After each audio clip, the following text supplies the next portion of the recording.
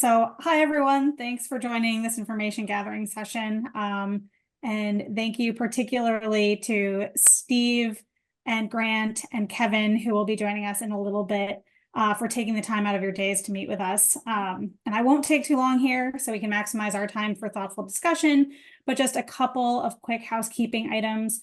So Zoom etiquette, we've all been doing this for a long time. Please use the raise hand function to chat. Use the mute when you're not talking. And if possible, please do keep your camera on so we can all engage with each other. We will be recording this meeting for internal use. So for those on the committee who are not able to join, we'll be able to listen in on what was shared today. And then at the academies, we're committed to fostering a professional, respectful, inclusive environment where all participants can participate fully in an atmosphere that is full of harassment and discrimination. So let's please be respectful of one another. And if there's anything that makes anyone feel uncomfortable today, please do not hesitate to reach out to any of the Academy's staff on the line. And then just finally, thank you to the other Academy staff who are here today, who are essential in helping to plan this meeting. Jonathan Tucker, Noel Walters, and Brian Ruff. Thank you all for also being here and for helping out with this. And so I think with that, I'll hand it over to our committee co-chair, Carol Frost, to lead us through today's discussion. All right, thank you, Morgan. So as Morgan just said, I'm Carol Frost, and I'm one of the two co-chairs. The co-chair's plan for the day is that I will be here for the first part of the meeting until I have to run to the airport. And meanwhile, co-chair Rod Eggert is getting off the plane and running into the meeting. And hopefully there'll be some overlap. So my first job is really to thank our guests, Steve Mackwell from NSF and Grant Brumhall. And from, where are you from? Grant, DOE. And we're going to expect Kevin Wraith to join us from NASA in just a minute. So you two are already aware of the purpose of this meeting. We as a committee have been tasked to evaluate the USGS Mineral Resource Program, its science portfolio in particular. And one of the things we've been asked to look at is how well that program meets current and future mineral resources needs.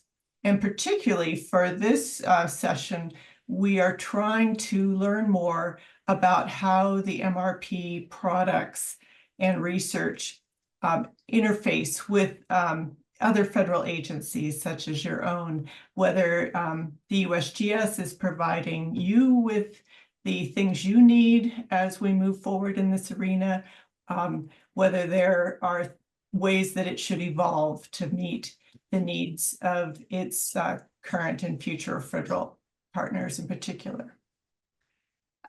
So the plan for today is we'll quickly introduce the committee to you, and then we look forward to hearing a little bit from each of you and from Kevin about your perspective from your agency. And then we'd love to spend most of the time in discussion.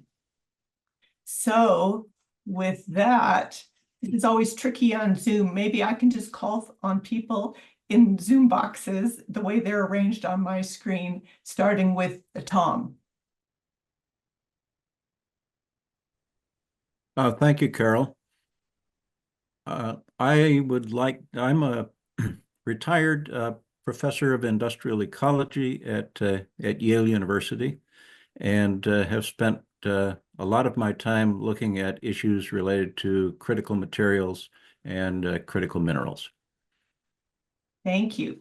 And now next up I have Nelia and then Bob. Hi, my name is Nelia Dunbar. I'm a geochemist by training, and I am the Emerita State Geologist of New Mexico. Hello, this is Bob Bodner. I'm in the Geosciences Department at Virginia Tech. I'm a geochemist, petrologist, volcanologist, economic geologist. And let's do Celia and then Richard. Hi, I'm Cecilia. I am an environmental geochemist. I used to work for Rio Tinto, taking care of their mine waste, but I'm currently now with regeneration, repurposing and reprocessing the mine waste. My name is Richard Smith, and I'm a geophysicist at Laurentian University in Sudbury, Canada. And then Rachel, and then Karen. Hi there, my name is Rachel. I was trained in volcanology and petrology, but I now work in industry. I'm an exploration geologist for cobalt metals, and I used to be the head of exploration geology for Lithium Americas. So kind of moved around, but mainly in the lithium space. So I'm excited to chat with y'all today. And then Karen. Hi, I'm next. I'm Karen Olson Hall. I'm at Cornell University. I'm a geologist, and I work mostly in the field of geometallurgy. And then we'll do David, Doug, and then Steve. Hello, I'm David Yin. I'm a senior research scientist at Stanford Earth and Planetary Science. Also manage Stanford Mineral X program. My area is using AI and machine learning for mineral resources exploration, development, and guide the decision making under uncertainty. I look forward to the discussion today. And I'm Doug Hollett. I'm a geologist as well. Most of my background's in the oil and gas sector, but more recently I've worked at DOE in the geothermal, renewable office, and fossil energy, and as an advisor to the Undersecretary in Critical Minerals. And my current work is mostly with Idaho National Lab, Colorado School of Mines, and DARPA, all on mineral-related topics. And then Steve. Yeah, good morning, everybody.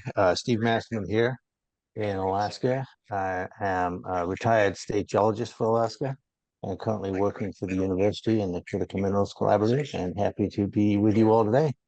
And after this call gets out, I'm going to go outside and shovel about 6 inches of concrete that is currently falling as we speak and not getting any lighter. All right, well, thank you. And I'm sure everybody on the committee thanks you both, Steve and Grant, for those great written responses that you sent. And they're such a good basis for us and actually prompt a lot of questions already in our minds. So thank you for that. And thank you now for taking in turns just to give us a little of your perspective before we start pelting you with questions.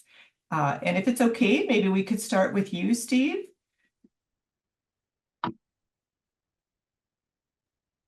Steve, I think you're muted. Oh, but you're muted. You know, after all these years of it, you'd think we'd get over it. But anyway, okay. So yeah, I'm by background, I'm an experimental geophysicist, but so not exactly fitting into this picture too closely. I'm currently the Deputy Division Director acting in that role in Earth Sciences. So very familiar kind of area for Carol. I've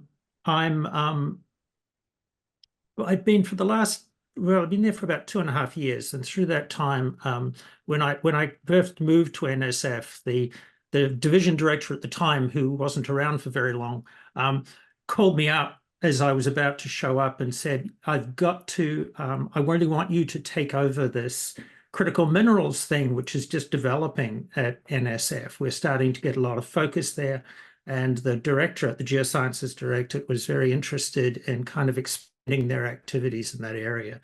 And he thought it was something that that I should take on because he was no longer going to be kind of heading that kind of area. And so over the last 2.5 years, I've been kind of working with my colleagues across NSF to kind of build out internally a kind of an ecosystem of colleagues working together in various aspects, various parts of the critical minerals kind of ecosystem, and looking at ways in which we can contribute to in areas to deal with clean energy development. And a lot of focus that we've given so far has been in kind of the critical minerals area. So the question really about today is to do with you know, the interface between NSF and USGS.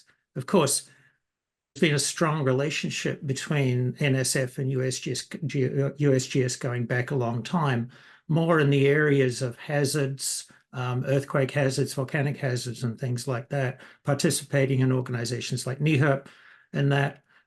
There's been much less, I would say, in the kind of minerals area. There's been a little bit of interaction to do with some of the work that we fund. NSF is a funding agency, and so we fund research in the kind of academic sector, mostly university professors, postdocs, and so on.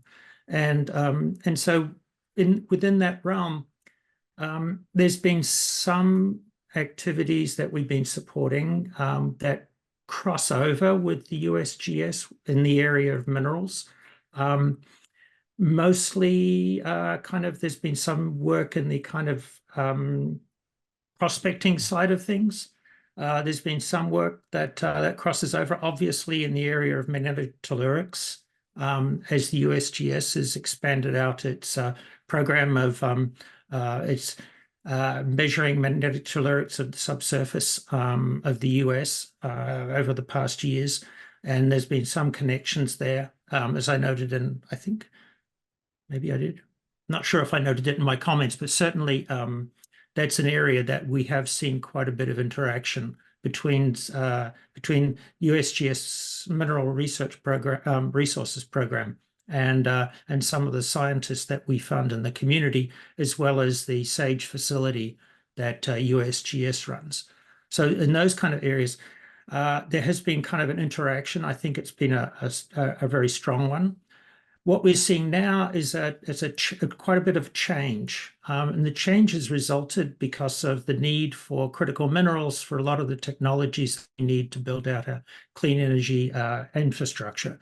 And with that in mind, the National Science Foundation, in particular the Earth Sciences Division, has been looking for ways in which we can be more effective in supporting the academic community in areas that are relevant to the critical minerals ecosystem. We've worked, pretty broadly with our colleagues in engineering, particularly in chemical and biological engineering and environmental and transportation systems. So it's a bit of a mouthful. But anyway, we've been working with our colleagues over there quite a few years now, funding various aspects of the mining process, from extraction through processing, and then with our colleagues to some extent within material science, looking at alternatives for some of the rarer kind of critical minerals that are used in some of the technologies needed for clean energy development. And so as we've evolved to become more of an ecosystem within NSF, we have been looking at ways too that we couple in with the USGS, with the various programs there. So MRI, for example, we've been looking at ways that we can support academic researchers who make use of the various databases and tools that USGS has. And as that has been going on, we've been building out our connections with the USGS.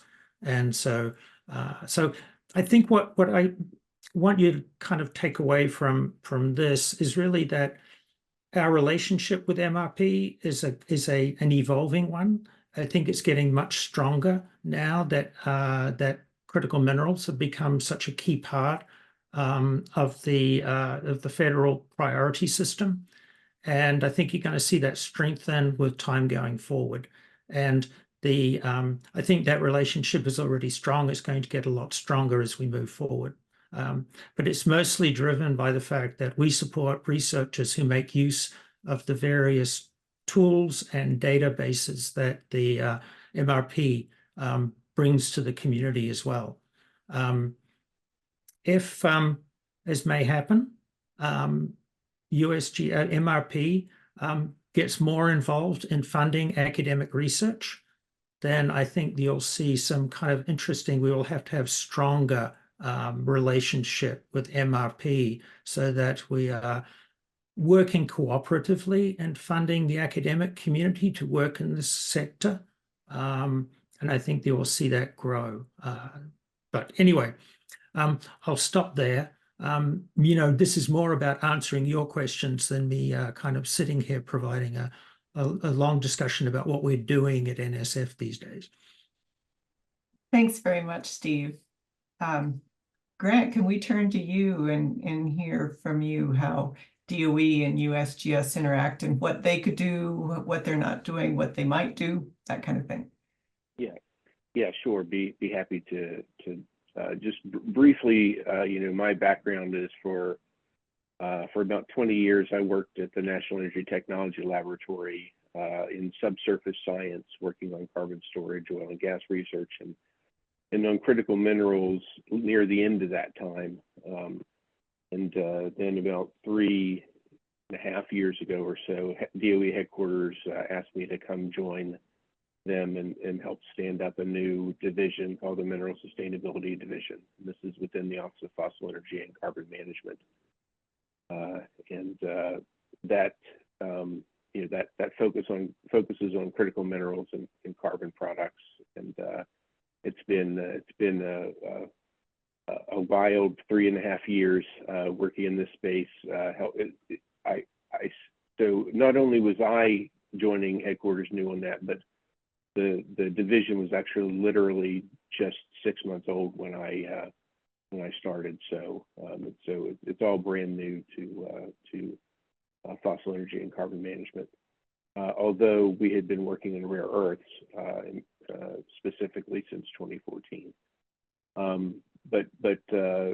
So my piece of what we're doing, fossil energy. So those of you who are familiar or aren't familiar with DOE, there are a lot of different offices within the department that are working on a variety of things. And when it comes to critical minerals, I think we determined there are 16 different offices within DOE that actually work on critical minerals. So I'll do I try to do my best at understanding what as many of those work on, but I can't be promised I know everything that everyone is doing, because it's a pretty varied set of work. But we in fossil energy and carbon management, I dare say we probably have the closest working relationship with the folks at USGS than almost all of the other offices anyway, because our focus is really on the upstream side of critical minerals. We've been working on recovery from waste sources, in particular coal waste and newly mined coal, but we broadened that to include other things like mine tailings. And with this year, we've started looking at what we call our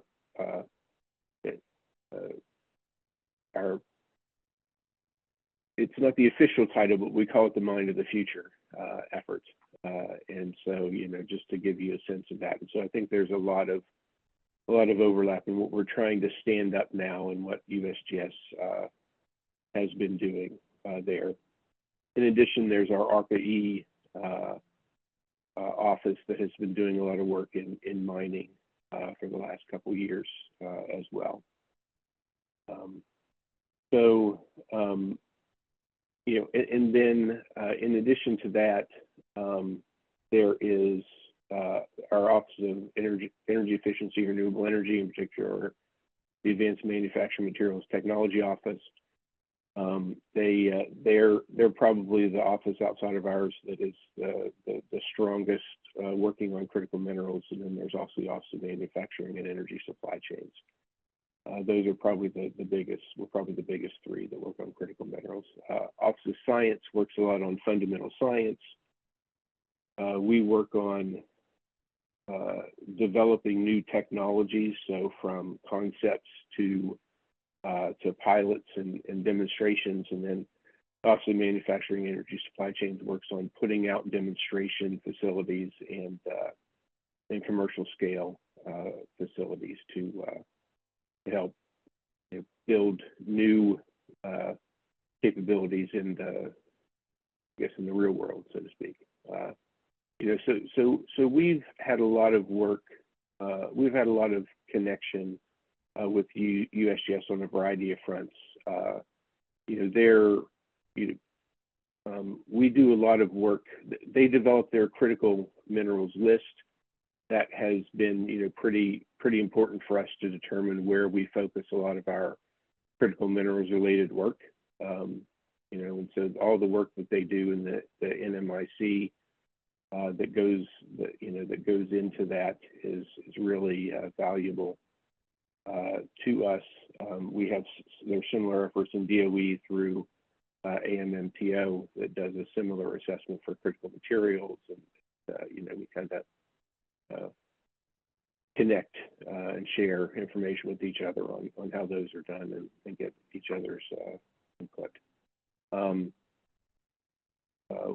As we, so when it comes to recovery of wastes, we've been coordinating and working with folks from the MRP and USGS through the federal mining dialogue, and that's been, there's been a lot of discussion about setting up a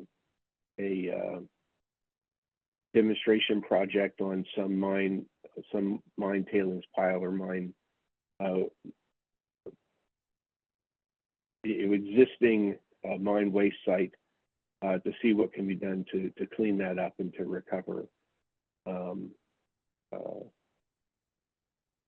rare earths and other critical minerals from that. And this has been something that the USGS has been leading, and it's not just the USGS DOE, it's there are several different agencies involved in that as well. So, but I think one of the most valuable things that USGS does is collects, goes out and collects a lot of data about what is going on in the world, and what's underneath our feet, so to speak, across the country. And we've been using that data both internally to help us make plans and the folks that we fund to do research, whether it's from our national lab system or whether it's from through public-private partnerships.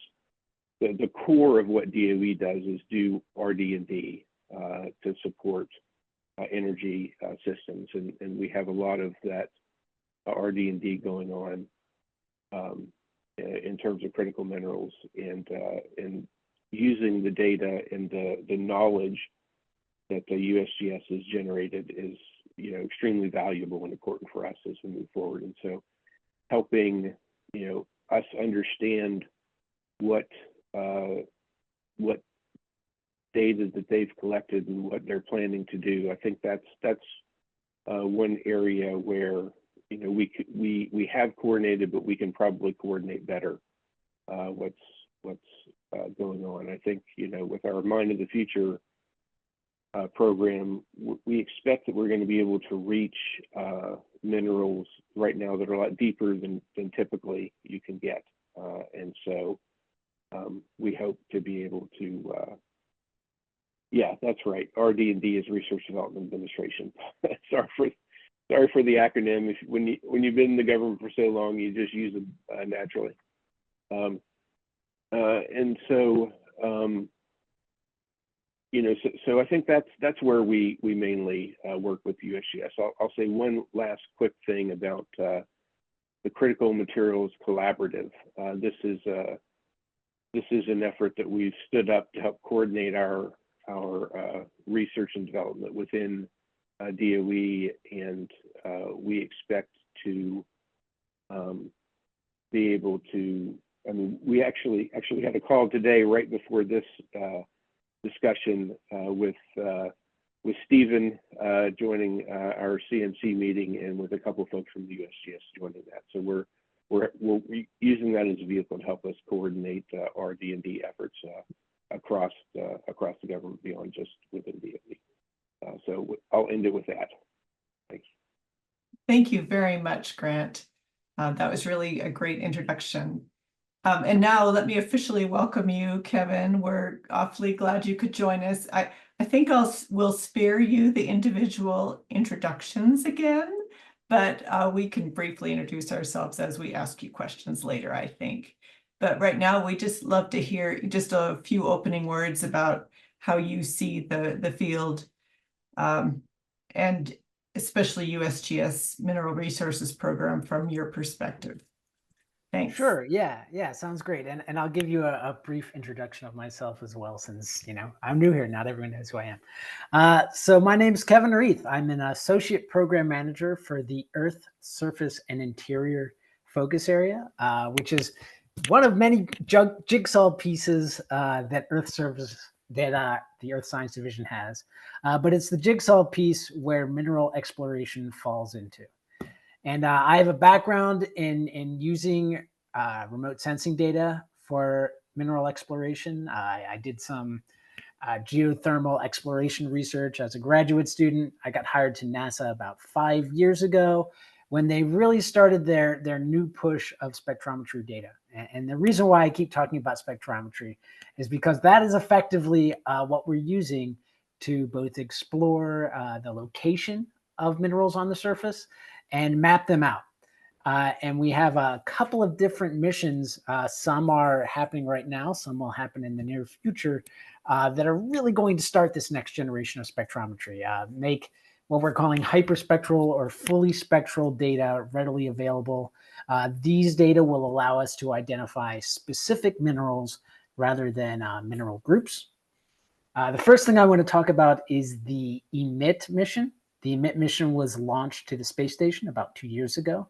Its primary mission was to identify the composition of arid regions to help us figure out how dust impacts Earth system models, to help us know if it's going to get warmer or colder as these arid regions expand. But that primary mission is done, and now it's being used for a lot of different types of research, one of which is mineral exploration. We're using these emit data, which get us, rather large 60-meter pixels of fully spectral visible shortwave infrared data to help us to map out minerals throughout the world. So we've expanded our total coverage area. We're trying to collect everything underneath the International Space Station, which means we can't really get the poles. But it's as close as we've ever had to having, I'm going to use the term fully spectral because sometimes hyperspectral can be a trigger, but fully spectral data across from the north to the south poles. So it's great. It's providing us with all kinds of novel research, not just in minerals, but with ecology, a lot of things along those lines. But the thing that I really want to talk about is the GEM-X program, which is what NASA is calling its branch of the Earth Mineral Resource Investigation Program, which is part of the USGS program.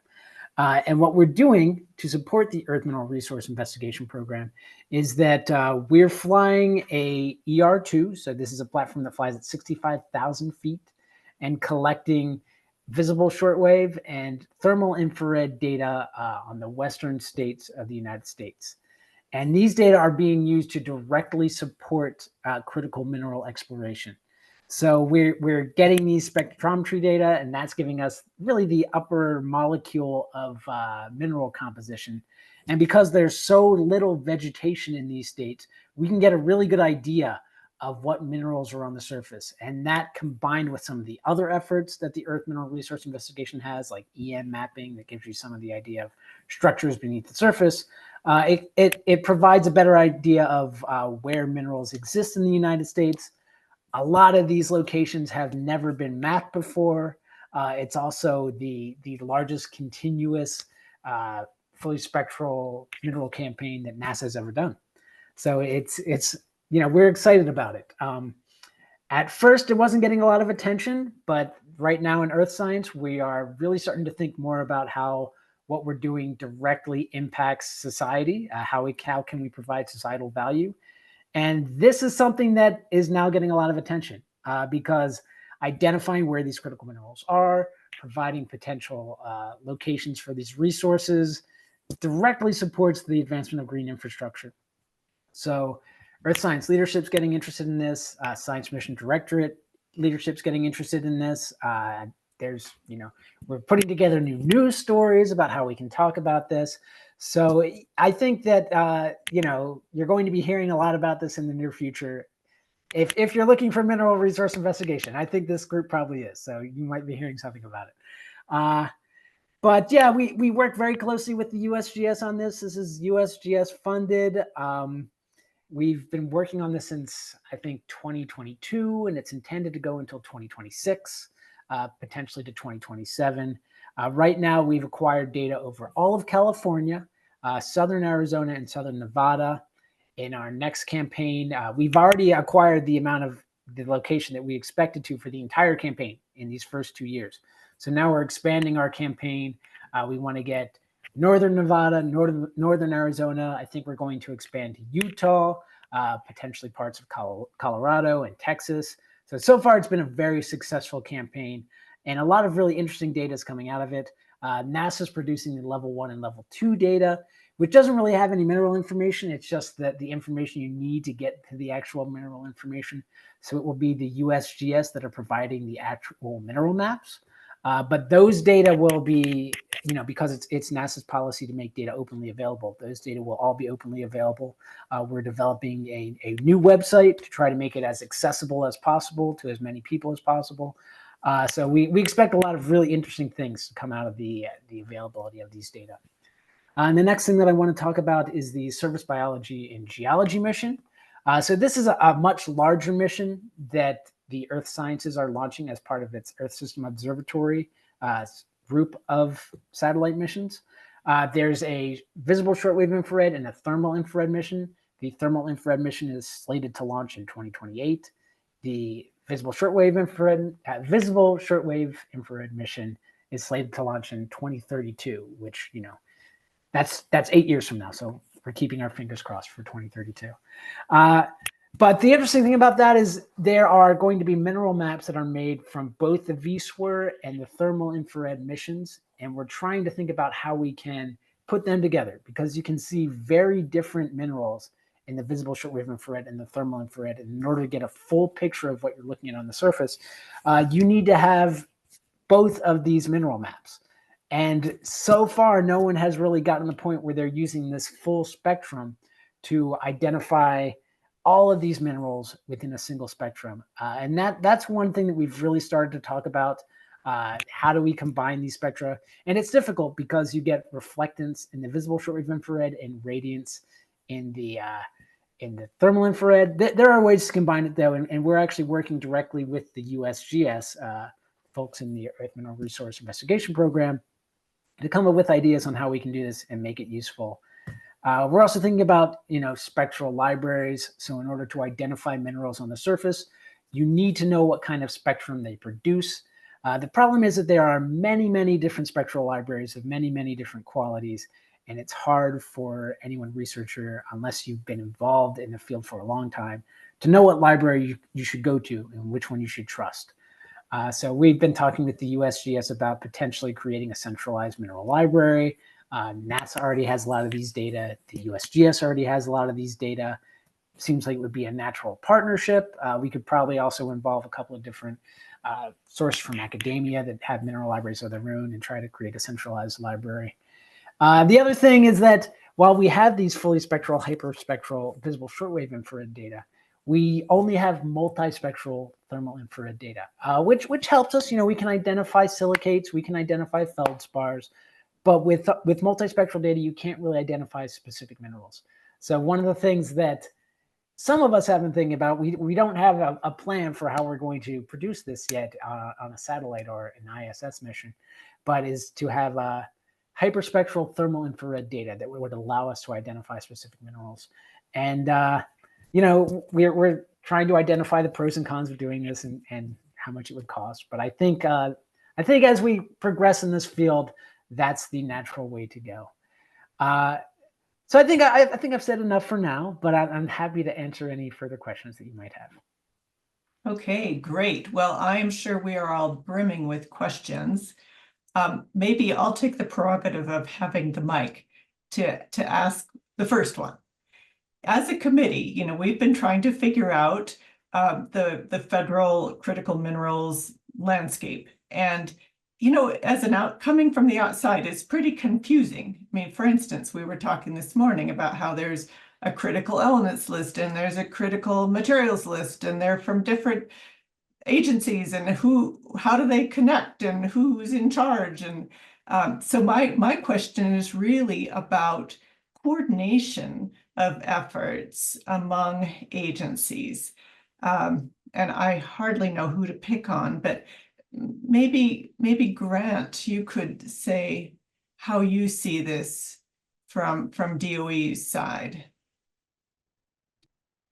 Yeah, no, that's a great question, and we get that a lot, you know, and you know, and a lot of times we get questions from people, you know, saying, why isn't this on your list? You know, for one thing, but you know, so I mean, for me, well, so I guess maybe one thing to do is to go back to the Energy Act of 2020. When Congress, you know, basically defined critical minerals and critical materials in the lists, or gave their, he specifically told us to develop these lists. So the USGS has been developing the critical minerals list. The DOE has been developing the critical materials list. And their critical materials list, by definition, includes everything that the USGS included in the critical minerals list. And so, you know, so, and then there's DOD, you know, that's the main other place that you hear there's a critical list. I'm not sure what they call theirs.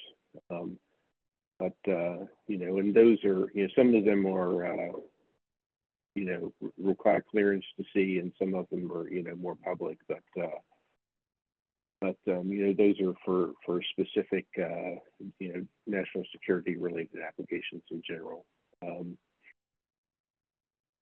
You know, I think, you know, there is definitely some confusion by having multiple of these lists out there. At the same time, you know, the two that I'm most familiar with, the USGS and the DoD, I see a value to having them look at different needs. The USGS list, I think, is focused on what's happening right now, looking at the best data that's available publicly on what is the flow of these minerals or materials throughout the U.S. economy and throughout the world, and what are we reliant on from other countries? What does the country rely on right now in order to meet its needs in general? And they have a you know, a formula that they've used for quite a while, I guess, to you know, assess what is a critical mineral, and they're focused on a snapshot of what's happening right now. Now, could you argue they should be using a different formula or a different method? I'm sure you could, but that's what they do, and I think it provides a lot of value. People see that. You know, some people, you know, think there should be minerals that are on the list, that should be on the list, that aren't. And then DOE, you know, our focus is on needs for energy, as you might expect, and look, not just looking what's happening right now, but looking at the future of the next 5 to 10 years. And you know, we developed a critical material assessment. We've published that methodology, and we use that to show. So you know, I think you know, sometimes Congress references one or the other list in terms of what minerals count towards tax credits or whatever. You know, I think maybe there needs to be some more consistency there, if you want to use the more inclusive list or the less inclusive list, or however you want to do that. But you know, I think there is value in looking at different methodologies to determine what are the needs. All right, well, that makes sense, and that helps a lot. Let's make sure we get everybody else in here on these questions. Does anybody want to raise their hand or? Yeah, I'll provide my thoughts real quick. Okay. First of all, I mean, NASA data are agnostic. You can get any type of mineral from any type of NASA data, it's providing you have the right spectral libraries. But my thoughts are that right now we're at a starting phase for a lot of these critical minerals, right? We haven't yet provided where these locations are. We're still mapping things out. So it's not a big deal that we have all these different lists. No one's really looking at them closely and saying there's no consensus between these different groups. I mean, there's some, but not entire consensus. My concern is that there is potential for this to get more attention in the future, specifically once we start identifying these locations and trying to actually provide additional critical minerals domestically. So once that happens, is it going to be called into question because we have these multiple lists? I mean, if we can't definitively say what critical minerals are or what minerals are critical, is that going to get us some pushback if we don't have one singular list? Yeah, okay, that makes sense. Let's see, what about Doug? Great, thanks. Kevin, I've got a question about GEM-X. Number one, what's the budget like? And will the budget allow for a complete mapping of the Western US you described? But the other one is more just for my own edification. How do you balance the difference between flight altitude and I guess fidelity of the data? In other words, why 65? Why not 55? Why not a higher altitude given the legacy U2 capabilities? Okay, well, I'll answer your second question first. So why 65,000 feet? So that's one of the highest heights we can get with the ERT. You actually have to wear a spacesuit to fly at 65,000 feet. So we're not going to get too much higher.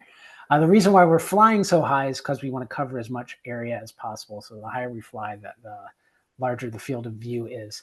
And it still gets us a pretty small pixel size. We're getting about 15 meter pixels. So for the guidance that we've gotten from the USGS, that does exactly what they need in order to map these minerals out on the surface. We are also having some commercial flights, some twin otter commercial flights in specific locations that fly closer to the surface for points that we are more interested in. But that's all done through the USGS. All the NASA work is the ER2 at 65,000 feet. And because of the sensor that we're using, the master sensor in the thermal infrared and the Avris Classic, soon to be 3, maybe eventually the 5 sensor as well. But because of the way those sensors are built, we don't really have much of a loss in fidelity as we're flying at these heights. So we're still having a really good NE delta T of the data, enough that there's not enough noise that's going to interfere with our mineral identification. And the funding for this comes entirely from the USGS. The Earth Mineral Resource Investigation Plan, I think, was part of the Clean Energy Act.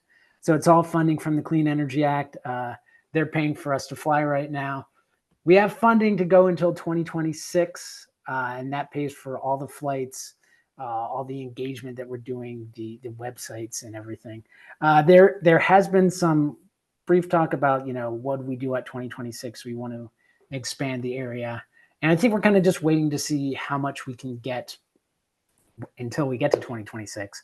Like I said, our original plan was to get all of California, Southern Arizona, and Southern Nevada. We have those data now.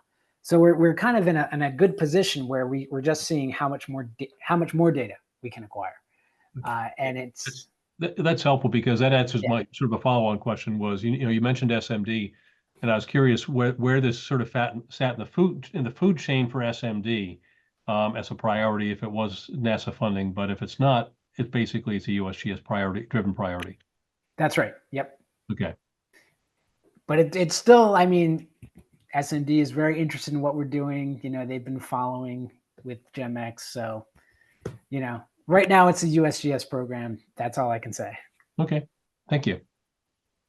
Right. Now, I'd like to jump in on behalf of Bob Bodner, who sent me a question quite a while ago, and he has a cold, so he's going to spare you asking it himself. He's interested in knowing whether your agency's current efforts related to critical minerals are funded by infrastructure money. And if they are, what's going to happen to those programs when the funding ends?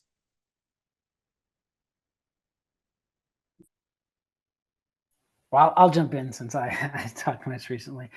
So that funding's already at the USGS. It's already been ear noted to that specific task.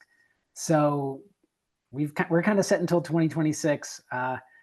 And you know, it is infrastructure funding, but well, it's not infrastructure, it's clean energy funding, but from a similar vein. But yeah, come 2026, you know, we'll have to wait and see what happens.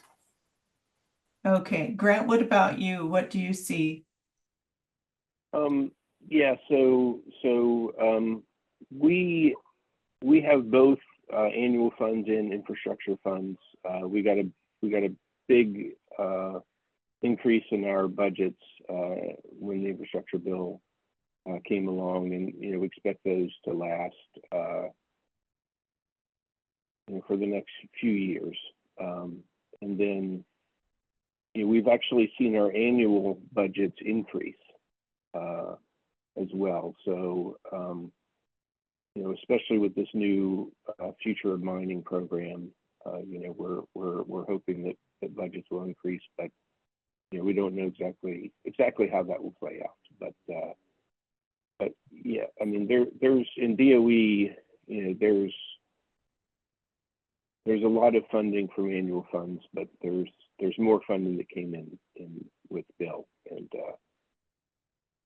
obviously we won't be able to do as much when that ends. Yeah. Right. And Steve, what about NSF? There's pretty much all the kind of funding relevant to MRP is mostly done through grants, regular grants of various sizes, rather than through kind of infrastructure or facilities funds. So we would love to get some of USGS's funds that because we haven't exactly got much in the way of funding for critical minerals from through any of the bills that have currently been passed, but we basically are just rechanneling the funds that we have available to us to try and support more of that activity at the moment. Okay, so you didn't get a boost in your overall budgets from those bills. That's a whole other story. All right. Well, we'll leave that for another time, and I need to get on all these hands that are raised. Karen.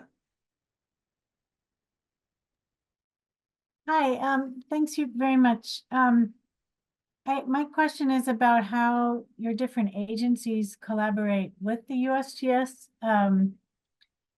It sounds like mostly using the USGS as a data source for data, but how do you work across? Do you go at the management level, or do individual scientists work together and collaborate and reach across with each other?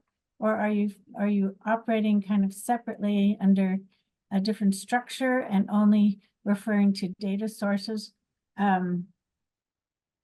internally? So I'm just curious how the agencies collaborate in this space.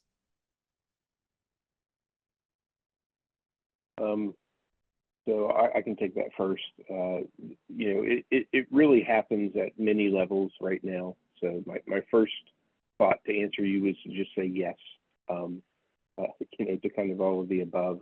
We have folks who are working at the national labs who used to work at the USGS, and folks who are used to working at our national labs who are working at the USGS now, and they collaborate with each other because they know what each other are doing. We have some coordination on critical minerals through the National Science and Technology Committee, critical materials subcommittee, and DOE and USGS are in co-leadership roles, in that subcommittee. So there are, at many different levels, there's some coordination.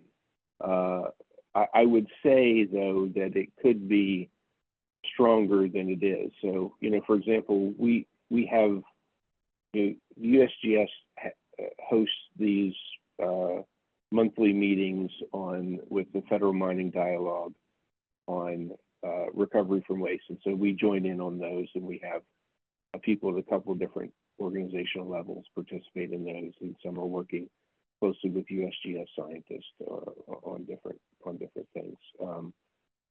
And then, we've invited, in the past, we've invited USGS to be on, members from USGS to be on like advisory boards for some of the different activities that we've done and things like that. And then, I know a former person in the DOE who used to have like weekly calls with, some of the leaders in the USGS about what was going on and sharing information, so there's a lot that goes on at different levels, but I think it's as much individually driven with a few sort of formal points of contact, and we can probably do a little bit more to strengthen those and formalize some of those coordination activities. Yeah, I would that kind of answers your second that completely. I think that there definitely could be more coordination at various levels. And certainly I think we're seeing that happen more and more now. As Grant mentioned, we were both on a call. USGS and DOE and NSF were all participating on the CMC call an hour ago. We also are kind of meet in various forms regularly at the kind of level that Grant and I are working in with and folks at USGS. So there's a coordination at a kind of a mid to higher level. We all fund some of the same institutions and people too, and so there's a lot of people in the community are jointly funded from NSF as well as USGS money, and also basic energy sciences money as well. So there is at some level we're all kind of working together. There's a coordination at a variety of different levels. I should say that I should just mention just in passing that with the new TIP directorate and some of the new foci at NSF, TIP is technology partner innovation and partnerships, and they fund kind of regional centers of activities that draw in industry, local government, academia, basically they're very cross-sector kind of funding that's looking at translational from fundamental research into more applied and even to the commercial sector. And so what we're seeing at NSF now is much more of a step into kind of the larger picture, which includes much more of the kind of ecosystem for critical minerals, in theory at least. Instead of it just being kind of very focused on the fundamental side, we're actually looking far more downstream as well now. And so I think you're going to see some more expansion in that area as well from our side, which will draw in more of an overlap with both USGS and DOE. Yeah, and I'll say from the NASA side, we kind of see USGS as the end user. So we're providing the data that the USGS is using. But we work very closely with many folks from the USGS, that Mineral Resources Program, the Volcanology Program, the Earthquake Program, the Landslide Program. We just had a big Earth Service and Interior meeting last month, and one of the people from the Mineral Resources Program, I believe, helped us through the meeting. So we work with these people regularly. In all of our spectrometry missions, there have been USGS people involved from the beginning. So we know that we're producing products that are usable and have a meaningful, society relevant data product in the end. And if we don't do that, we have venues to reevaluate. We have this thing called the Satellite Needs Working Group that's available for every federal agency. That we have a survey that goes out once every 2 years. Anyone from a federal agency can fill it out. and tell us what they think is missing and what's preventing them from doing their job as best as they can, relating to remote sensing data, not everything in general. But we get a lot of information. I think we had about 250 surveys come back this year, so we're doing it right now. But it's related to mostly like developing new data products, or what would you like to see in the future? What's missing? So we try to have multiple venues so we can get the feedback that we need to make sure that we're working closely, not just with the USGS, but all federal agencies. So yeah, I think we're very involved with the USGS. Okay, great. That's very helpful. Really helpful. Okay, next I have David. Thank you. I have two questions actually bit connected. So the first question is, through this collaborating with USGS MRP program, through all those collaboration, where do you see USGS can do differently given what they are doing currently now? And also, USGS is also developing the AI and machine learning themselves. They have a team and they are growing. And as an end user of that tool, and where do you see USGS can develop? Thank you. Who wants to start with that one? Grant. Sure. Yeah, so I guess maybe I'll start with the machine learning and AI work. So I know that there is a collaboration between Department of Defense and ARPA-E or I guess DARPA and ARPA-E and USGS around machine learning, in that space. And I think that's seems to be a really, it's called the Critical Mass program. And so I think that's a really excellent program. I think there's if there's a couple, USGS does a lot of good work. I think they're resource constrained to some extent about what they can do. One of the things that I don't know if it would be the USGS, but maybe it's state geologic surveys, but maybe the USGS can help fund this. There's a lot of information out there that is,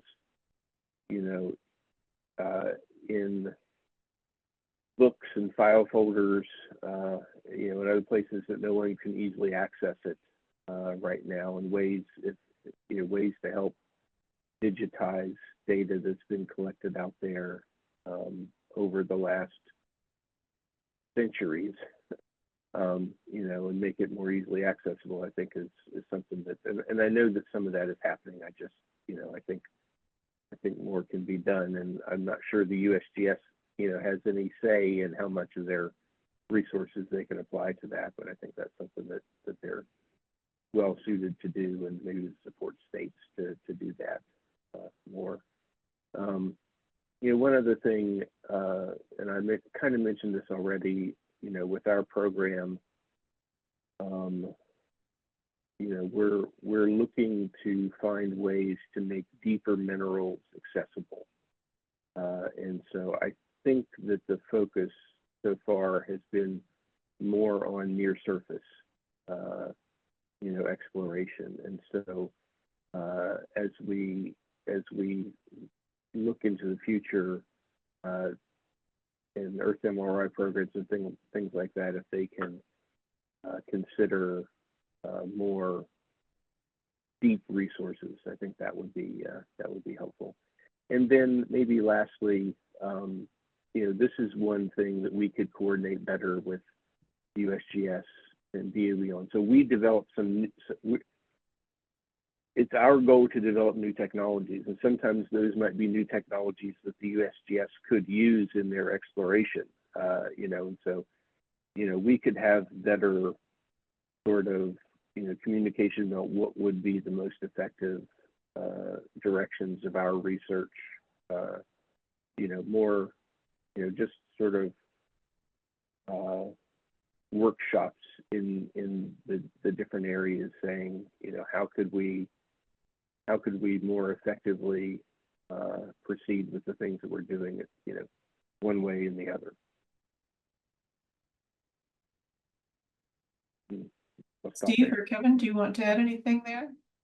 I'd just say, leading off from Grant's comment at the end there, I certainly think that the USGS resources and the Earth MRI data and some of the other observing kind of remote sensing data, that not everybody in the community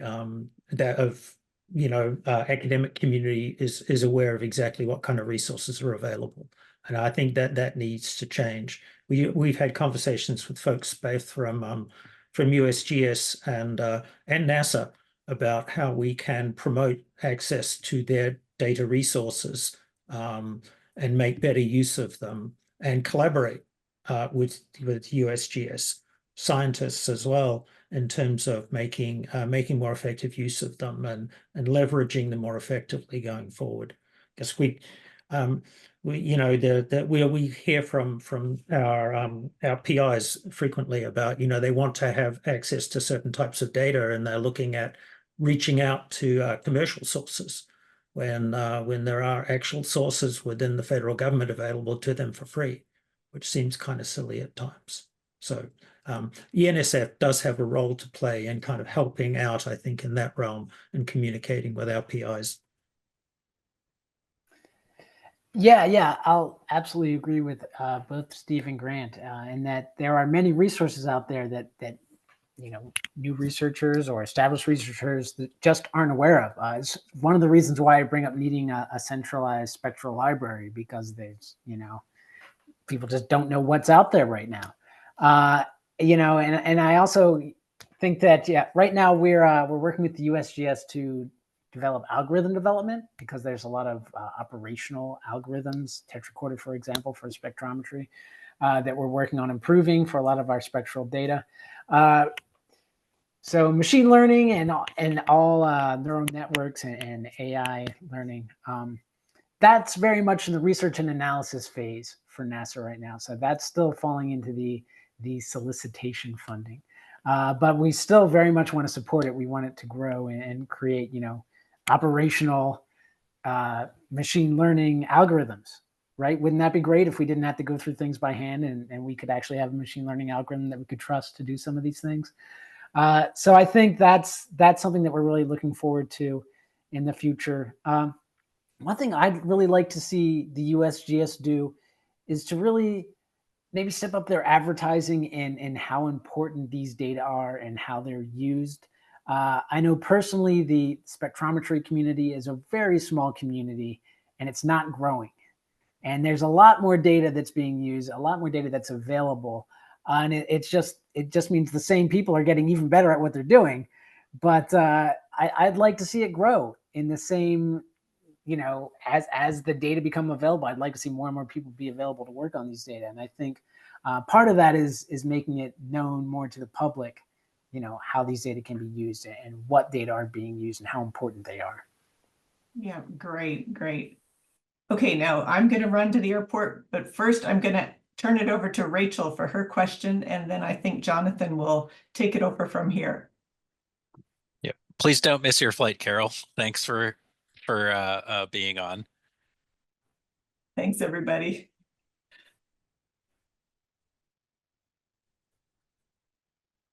All right, Rachel, yeah, go ahead.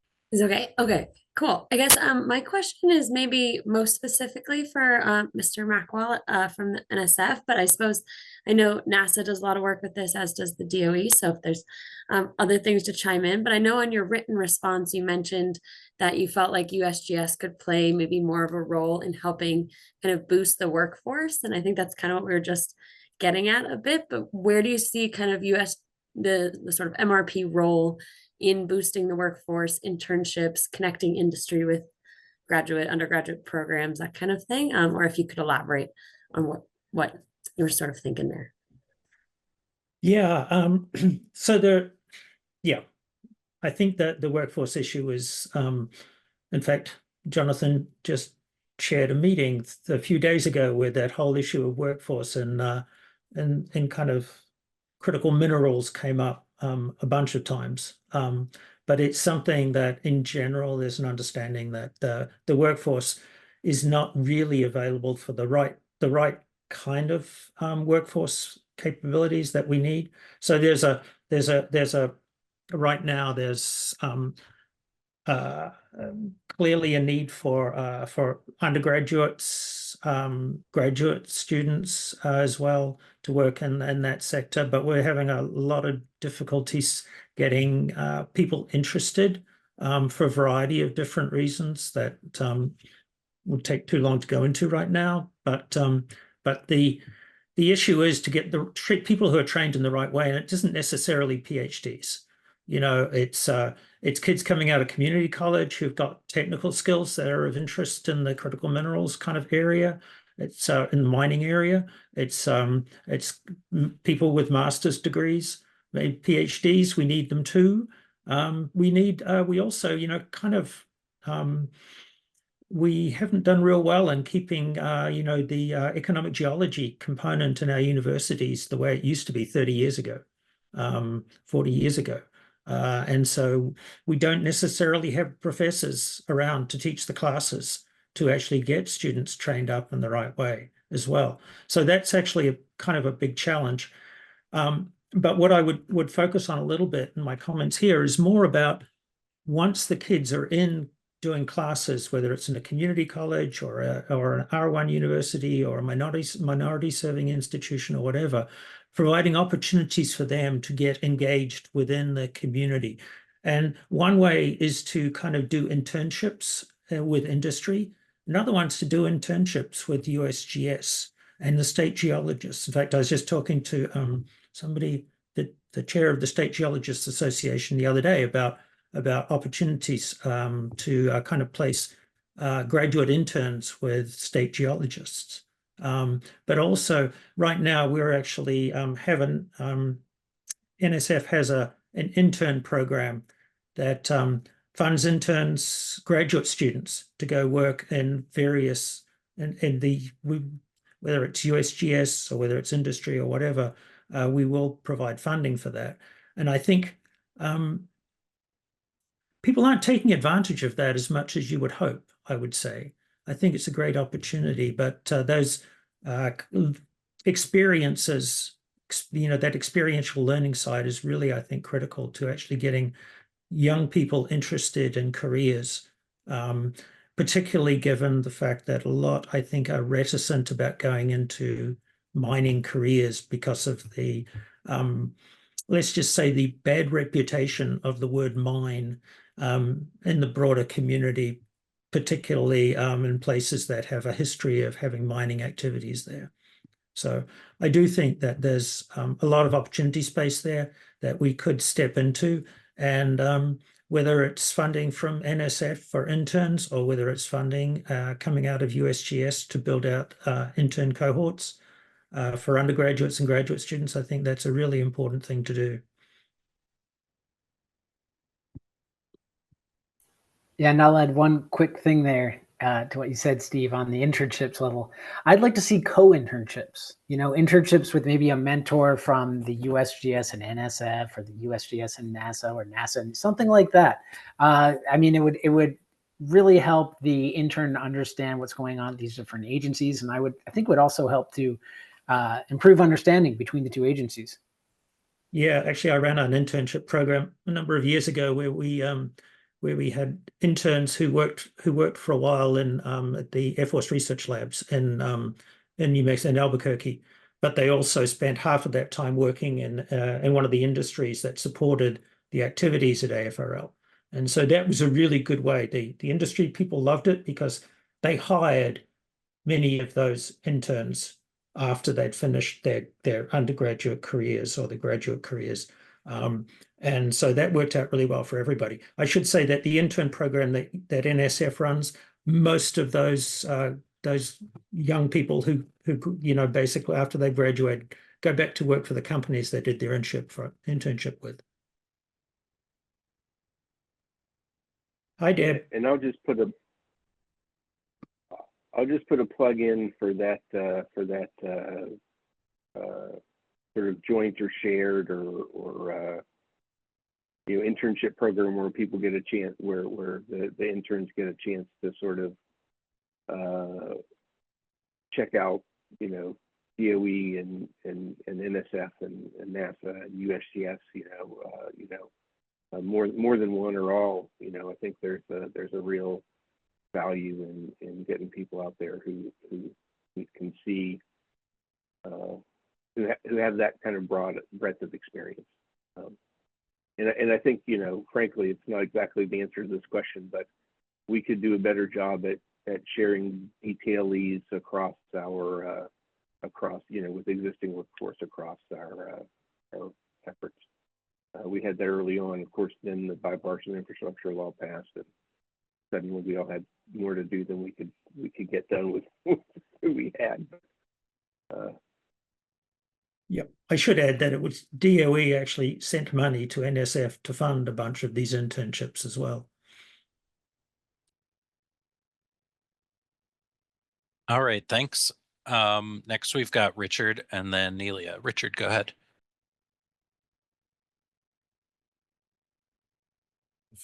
Okay. Thanks. My question relates to synergies between the NSF and the USGS. So on one of the bullet points, it says USGS is working to support academic research. And I'm wondering if that academic research is something that may be, or the funding of that research may be synergistic with the way that the NSF funds research. Maybe the scale of it is a little bit more focused. So if the USGS often, if they want to fund some research, it might be very focused.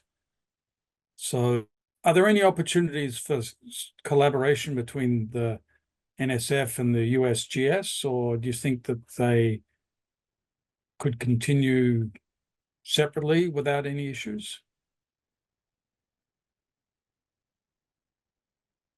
I knew I would do that. Yeah, it's a really, really good question. I think you're quite correct. Basically NSF funds blue skies research. It's essentially its mission is to fund research wherever the best research is done in the academic environment. Whereas obviously USGS has a mission which is quite distinct to its purpose. So yes, there are opportunities there, and in fact, some of the things that there are various different funding kind of opportunities that are available through NSF that end up with kind of partnerships with the USGS in terms of the implementation. I'm thinking of things like the industry university research coordination grants. I forget what I know. I use CRC, so you forget what the acronym means after a while. But anyway, so there are opportunities there, and so that you will find that there's that kind of partnership. Now, as we step forward, if USGS starts to, fund research themselves in the university sector, then I think we're going to have to work very much more closely together to make sure that we are leveraging each other's capabilities without funding the same things twice as well. Not that any academic would ever put the same proposal into two different funding agencies, of course.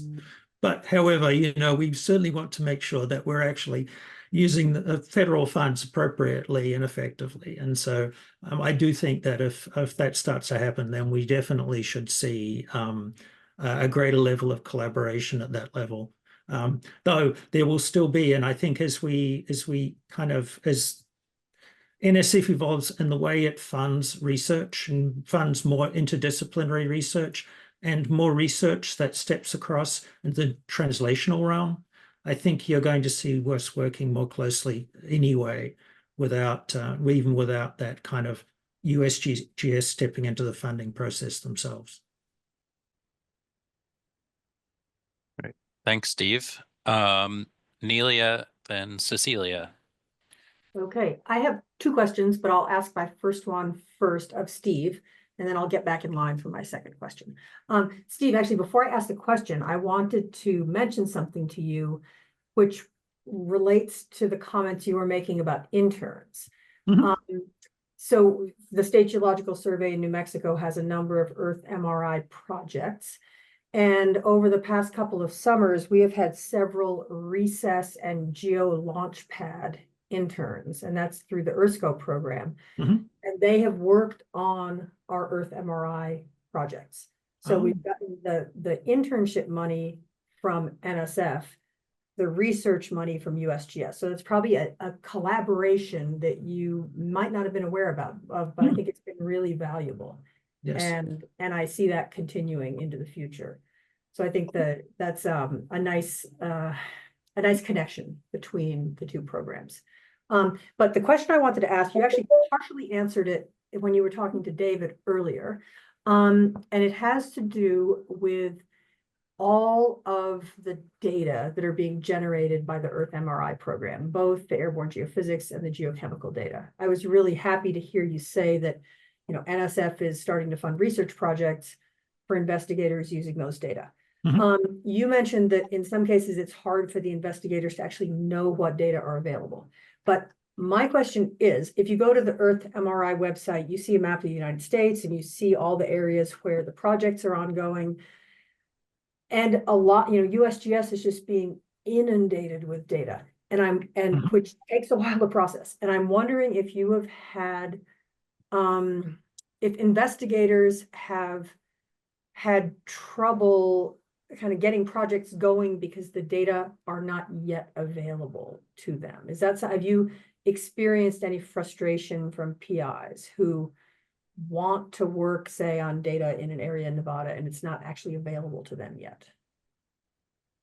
I have not, but that doesn't mean it's not happening. So, if PIs were having challenges with that, they would probably talk to the program officers of the relevant programs. And sometimes they would my program officers would tell me if there were kind of issues like that, but I haven't heard anything in particular. And we have been talking a bit about these issues.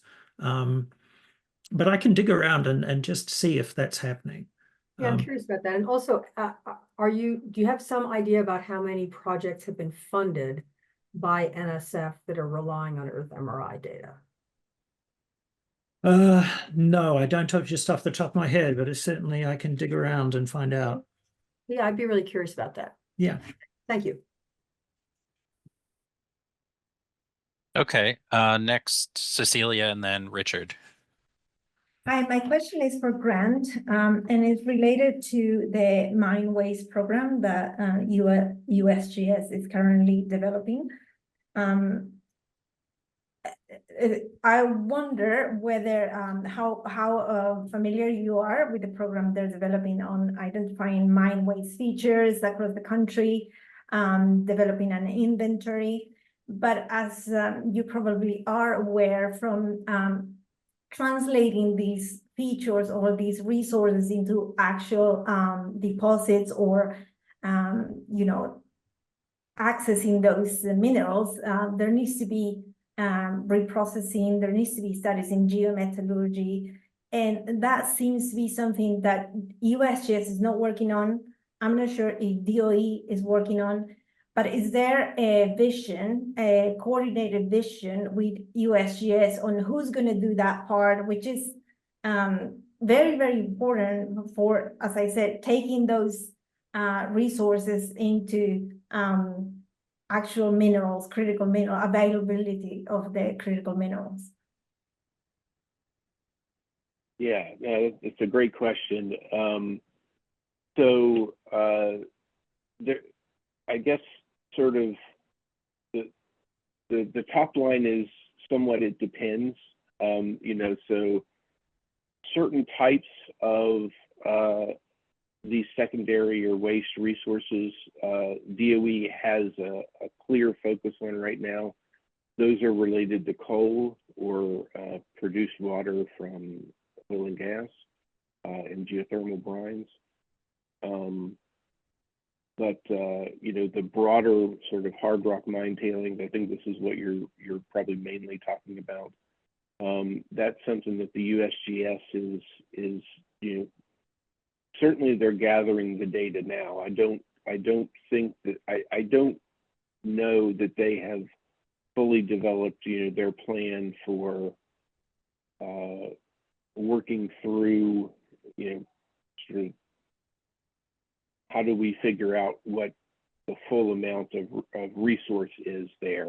I think that's something that they're still working through, and I think it will to some extent depend on what future funding they get. This is something that came in the bipartisan infrastructure law, and that they have built up some data collection for the I guess you might say more traditional hard rock mine wastes. But I'm not sure. So there could be better coordination certainly between us and them about within that broader scope of secondary or waste resources. Who's gonna figure out how to carry that further forward than just the gathering of the data. So is there any plan right now? Is there any plan right now to coordinate those efforts, or not really? I would say we've talked about it, but we don't really have a plan for coordinating those efforts yet. So it's maybe, it's a plan that's in its embryonic state, maybe. Would you say that it's fair for to expect USGS conducting this work, even though their funding is not guaranteed, they are limited in resources? Do you think would be appropriate to recommend they do that? I think it would depend on their funding, right? So I think there are opportunities for DOE and USGS to work together in this space, and I think just like in so our focus on sort of the Mine of the Future efforts is developing more technology to help improve recovery in a more environmentally sustainable way. I think the USGS their remit is to assess resources, sort of at a fundamental level. And so, I think that to some extent, that role, has to be played by USGS, but I think certainly there could be opportunities to collaborate. Thank you. Richard, then Nelia. Yes, thanks. So in the NSF document, again, there's discussion of a gap in the minerals landscape or a disconnect between academia and industry. And this is something that we've talked about this committee. And there's a sort of an implication that there should be some sort of interagency agreements between the organizations that we're talking about today to somehow bring together the industry partners, stakeholders, and that sort of thing. So I guess it would be great for us as a committee if we could have some specific recommendations about that. So maybe if some of you could talk about, what's the correct language or what's the correct way of doing that so that we can make that recommendation to the USGS MRP.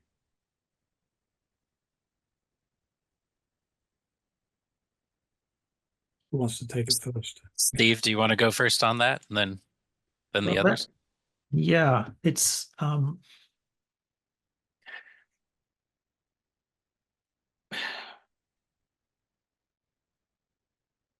yeah, I don't know exactly how to couch it in terms of talking about USGS building out a stronger relationship with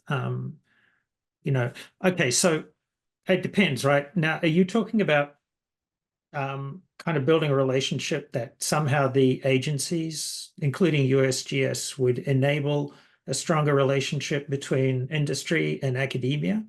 Or are you talking about building out a stronger relationship between USGS and industry? Well, I think that USGS and industry, and also USGS and academia. I mean, the USGS, to some extent, it seems to be quite internally focused. And when it's externally focused, a lot of its so-called clients are actually other US agencies. And so we want to push out. So the internship's an example of reaching out to academia, and we've talked about it. But what about industry itself? And yes, that could be done through internships in industry, for example, but also, other things. So I guess what's your recommendation?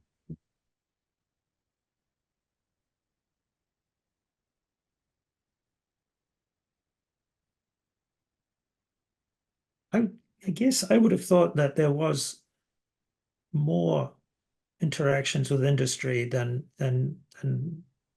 that already going on. It seems to me that I don't know. It's a really tricky one to try and figure out how. One way, from our perspective, from NSF's perspective, we're trying to build out relationships between academic researchers and industry to try and bridge that there.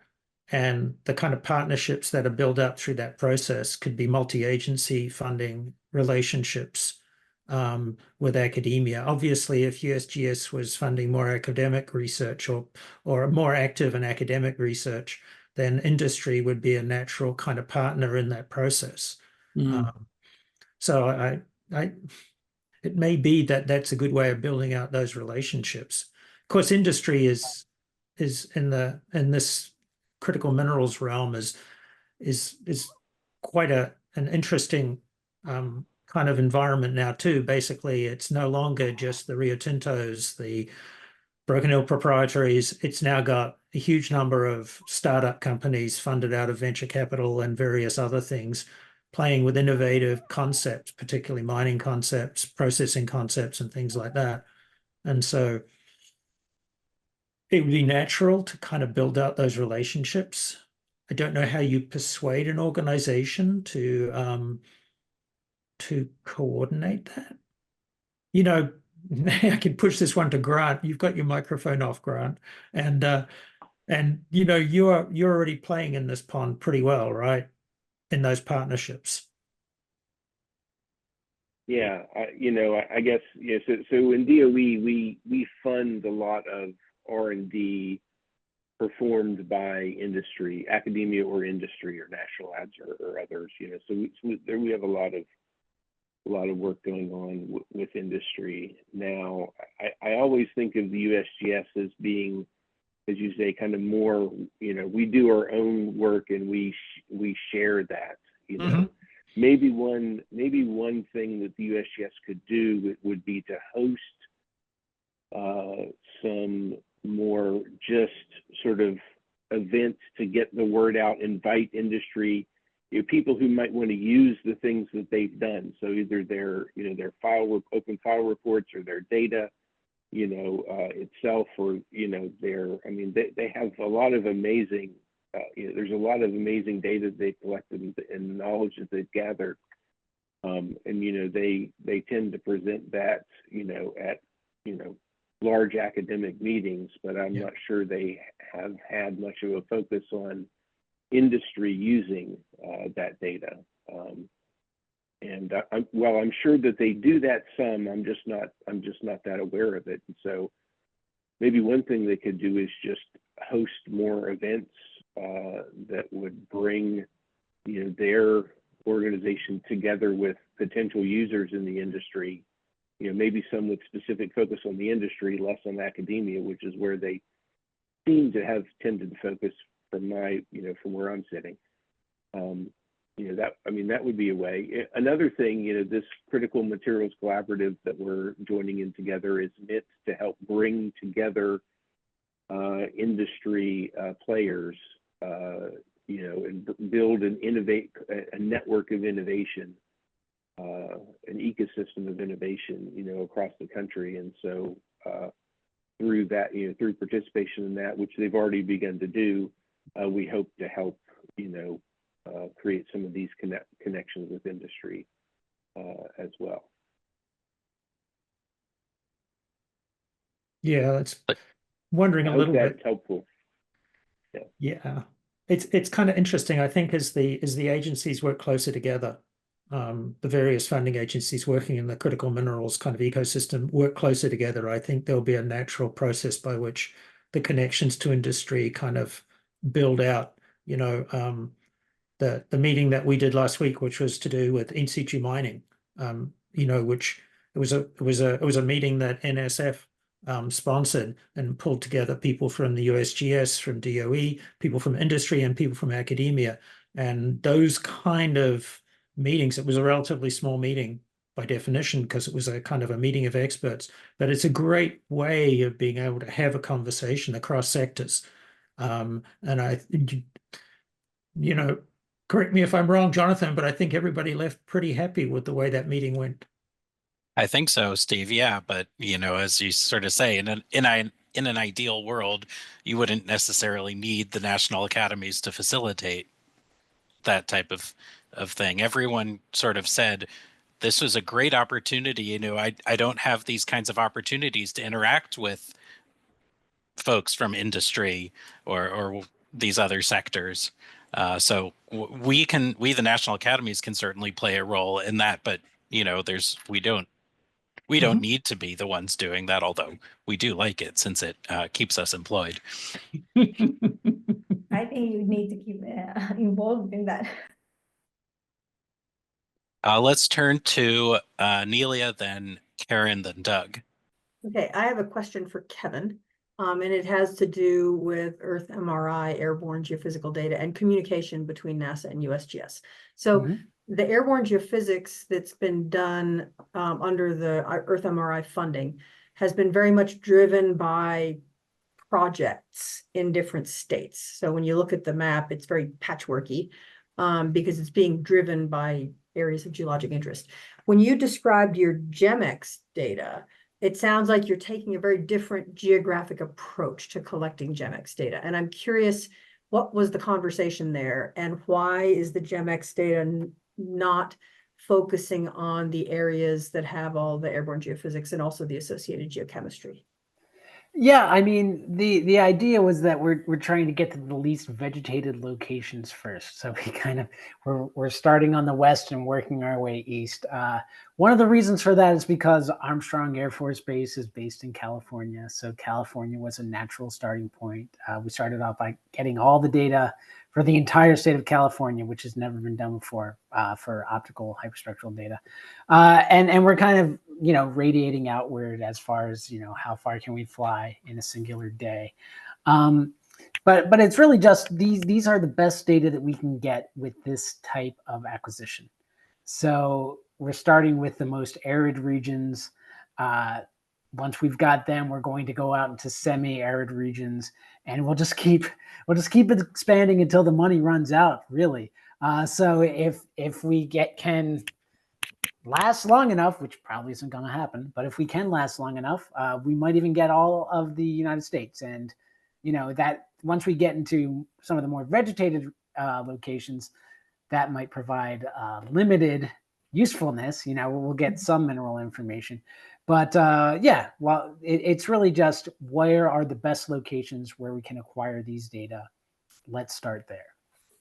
Okay, so it was more operational than strategic. Yeah. Okay. Yeah. Thank you. Karen, then Doug.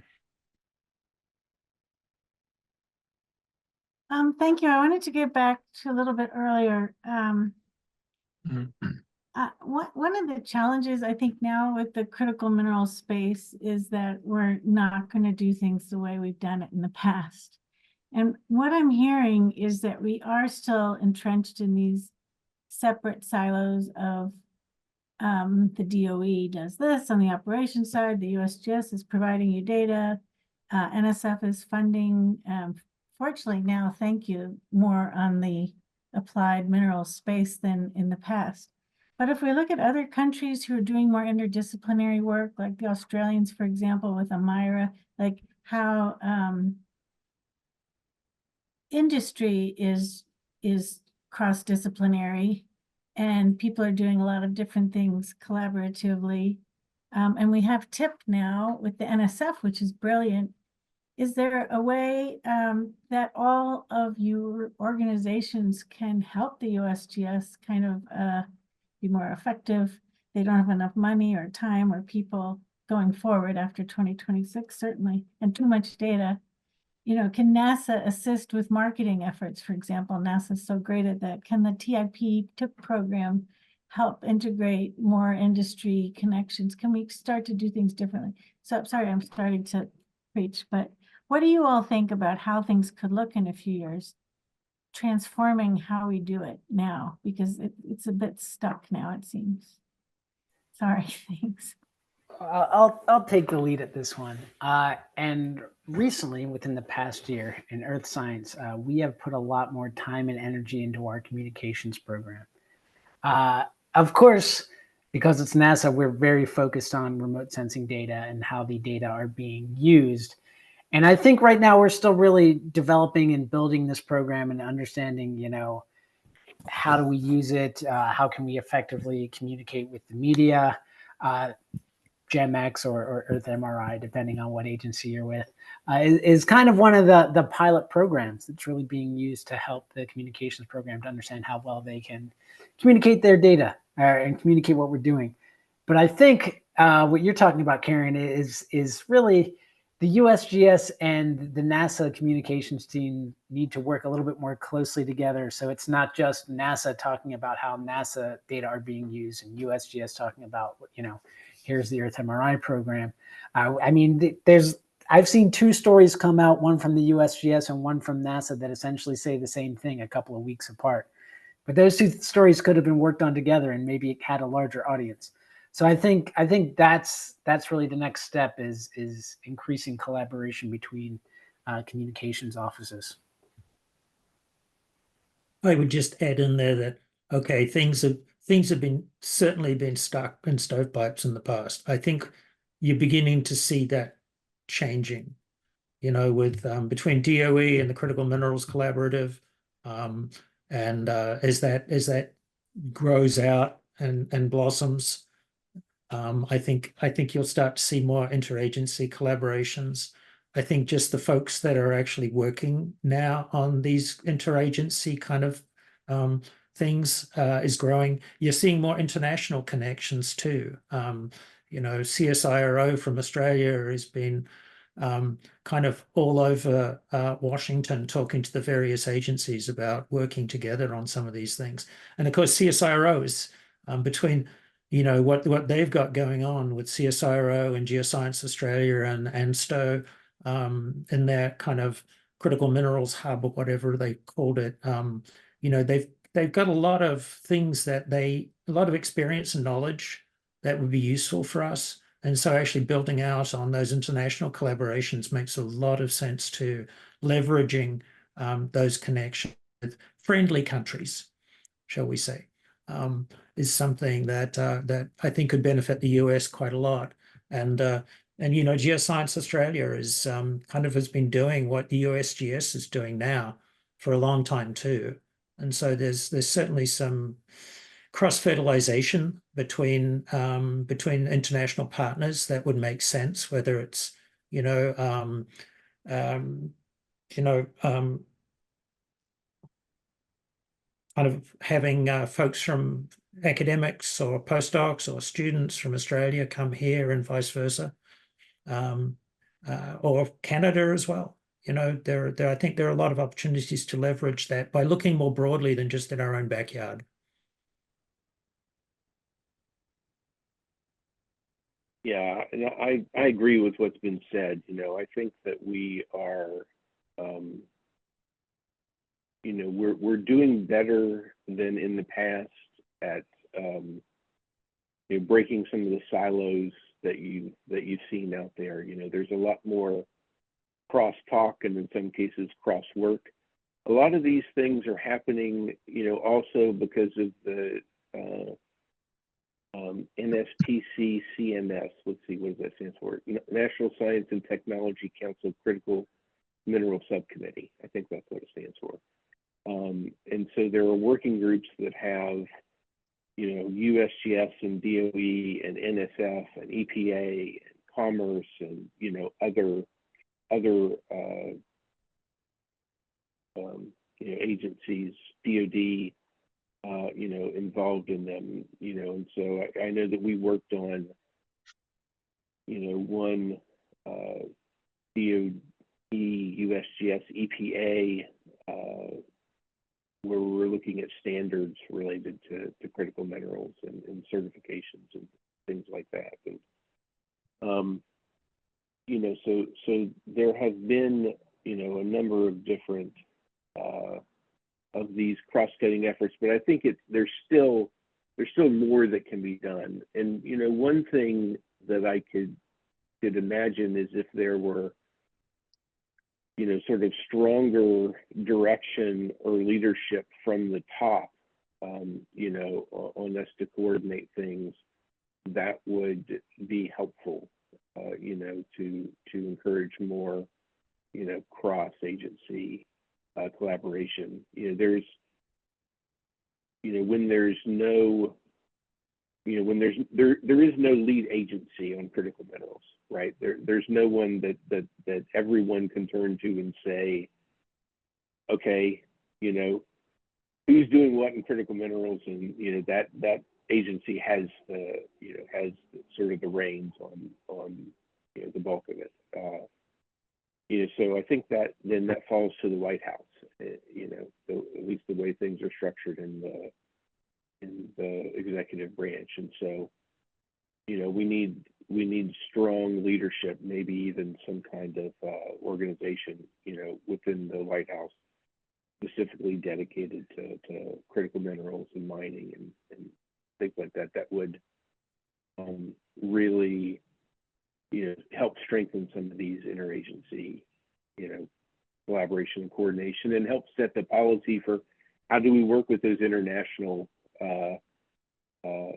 you know, agencies or organizations as well.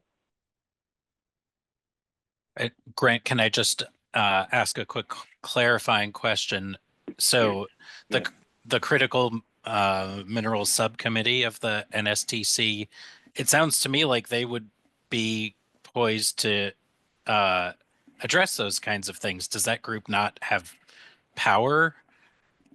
Is that more just of an organizing body? Yeah, I mean, other people probably could opine on this better than I can, because I don't have a great understanding for how the White House, you know, committees and groups work, and so, you know, this is one subcommittee within a larger committee. There's not like sort of a permanent organization, you know, within the White House that has a real focus on this. And so while I know there are things being done there, you know, I don't know how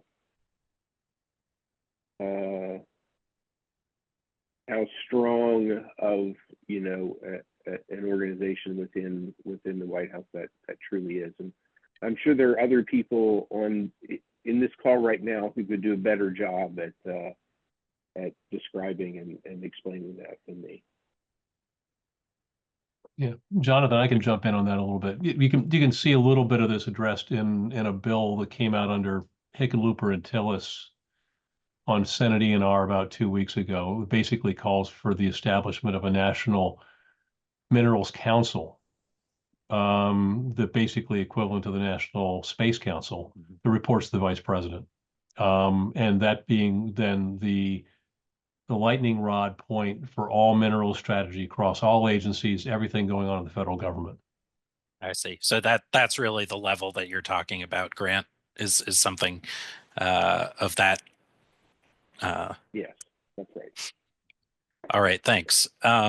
Richard, and then Doug, I think you had your hand up at various points also, so I'll come back to you if you have another question after Richard. I do. Okay, so I think this will be my last question. In point 3 of the DOE submission, Grant. So this is a question for you. You say there are some gaps in the collection of geophysical data that covers the entire US to support the evaluation of new resources. So USGS is working on that, and if they had more resources in their that area, that would help. So I assume from that you mean things like the infrastructure funding. But then you talk about multi-agency teams of experts who could work together regularly, developing a knowledge base and supporting the technology development to broaden that base. So could you just talk in a little bit more detail about that and sort of give us some clues as to some recommendations that we might make along those lines? Yeah. So thanks for asking the question. Yeah, so for example, right now there's a joint DARPA, ARPA-E, USGS effort called Critical Mass that's looking at applying machine learning, to a lot of the data that the USGS is being collected, and I think that there's real value in that. And another example would be, what I mentioned before about, as we're developing the technologies right now in DOE, can enable easier production of deeper resources, that sort of information may get fed back into the things that the USGS is doing with its Earth MRI program and other related efforts, to help them focus some of their data collection efforts that would support, that kind of exploration and assessment. And as we're looking in DOE to develop new technologies to more accurately or more quickly sample data, not just, remote sensing data, but also sort of on the ground and core scale data, there are opportunities, for us to develop new technologies to gather that information better, and then for the USGS to analyze that, and so if we have, it's kind of what I was talking about before, if we can, and the same would apply to NSF and DOD, I think, also, in the space, if we can bring the technology developers and the technology users and the data gatherers, together, there's an opportunity to share, and NASA also, obviously, to share, directions that we're going and maybe accelerate, if we can sort of chart a stronger roadmap about where we want to go, maybe we can strategically align our resources to help each other get there more quickly. Is that helpful? So sort of what you're talking about is setting up some sort of structure for some sort of collaboration. Is that what you're getting? Yeah. At least to help coordinate efforts. But I think also to share,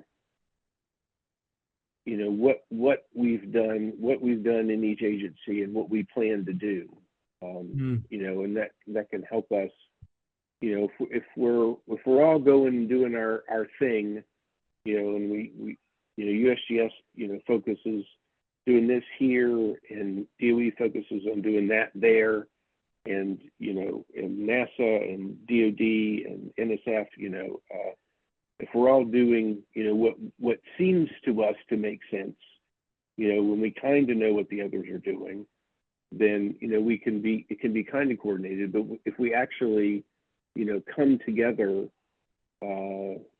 periodically, it doesn't have to be frequently even, it can be, it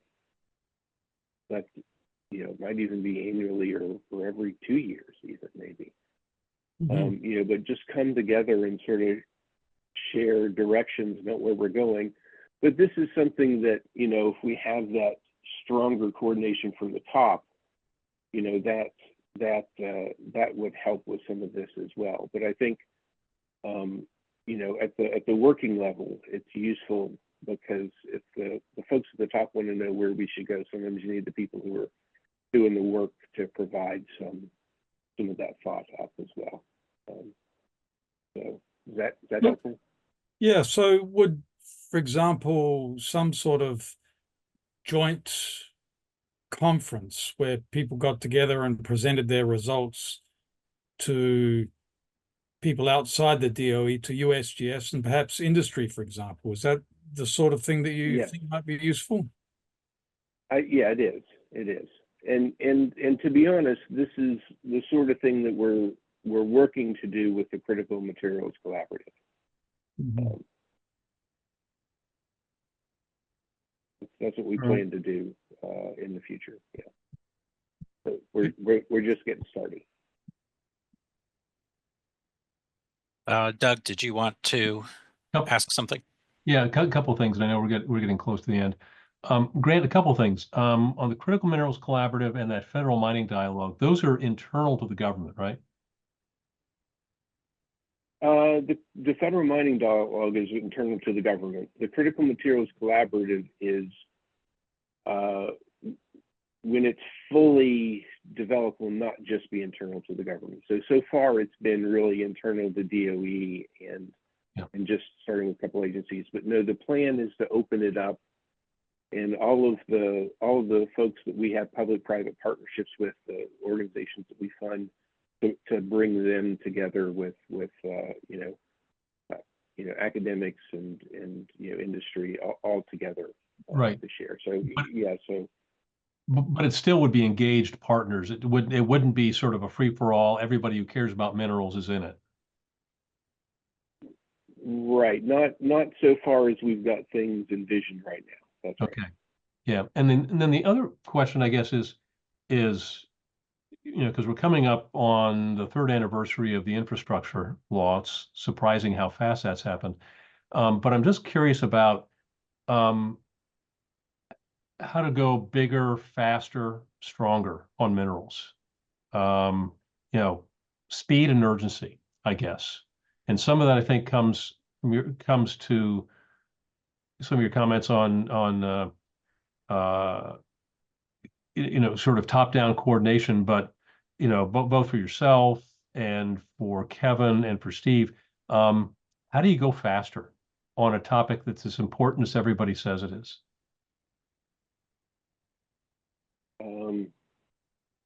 Well, one way that you do it is by having someone from the top pushing you to go faster. And another way to do it is by having, by building the resources in the organizations to do the work, to get it done faster. I think those are probably the two most effective ways to make things happen fast. I think there's definitely a lot of urgency around this topic, in the DOE, but there's also a lot of urgency around a lot of other topics too,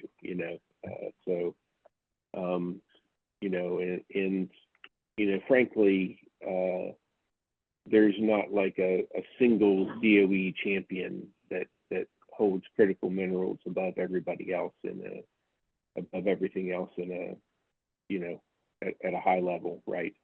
I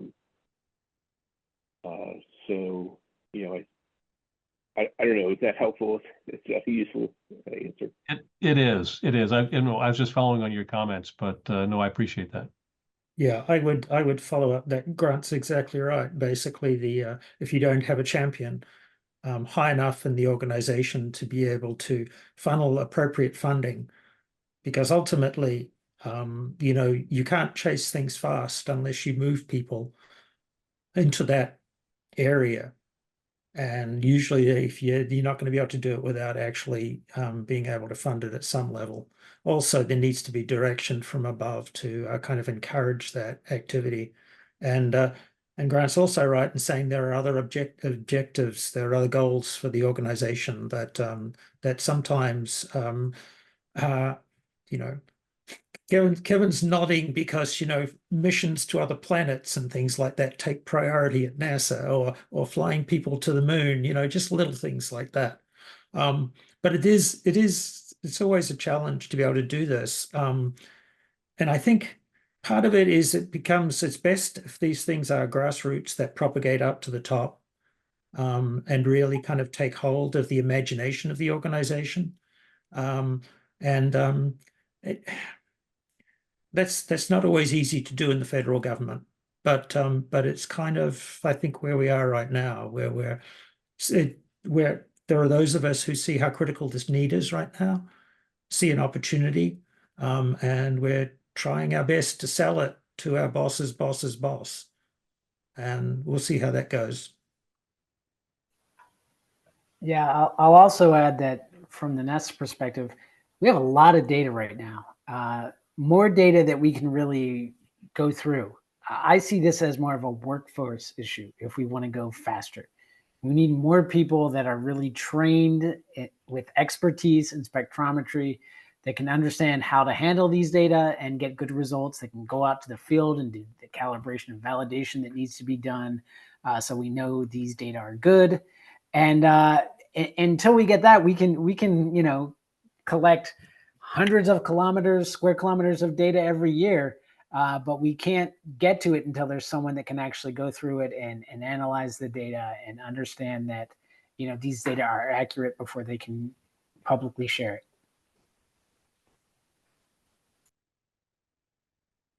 Well, we are just about at time here. I want to take the opportunity to express my own thanks and thanks on behalf of Rod and Carol, our co-chairs, and our entire committee, to Steve, Kevin, and Grant. Thank you all so much for the responses that you provided to us. I think this is going to turn into some very fruitful discussion for the committee. And we look forward to eventually sharing a report with all of you, as well as to our USGS sponsors. Hopefully there will be something in there for everyone. So with that, I will call the meeting to a close and thank each of you again.